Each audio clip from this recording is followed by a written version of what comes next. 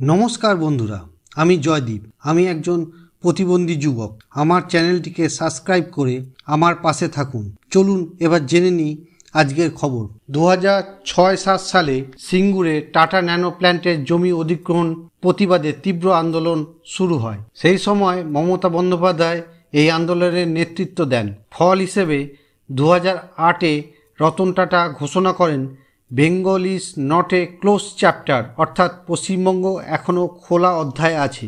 জুলাই 9, 2025-এ নবান্নতে মমতা বন্দ্যোপাধ্যায় ও tata সংস্থার chairman N চন্দ্রশেখরনের বৈঠক হয়। সেখানে তারা নতুন শিল্প বিনিয়োগ ও ভবিষ্যতের চিত্র নিয়ে গভীর আলোচনা করেন। টিএমসির দাবি, এই বৈঠক হলো আসল উদাহরণ কিভাবে পাবলিক ও প্রাইভেট পার্টনারশিপ আমাদের রাজ্যকে আরও এগিয়ে নিয়ে যেতে পারে।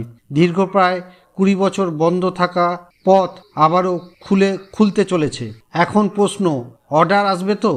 বেঙ্গল গ্লোবাল বিজনেস সামিটে চন্দ্রশেখরন বলেছিলেন তারা আরও বিনিয়োগ করতে চায়। কিছুদিন ধরে অপেক্ষা, হয়তো দ্রুতই বড় কোনো শিল্প প্রকল্প ঘোষণা হতে পারে।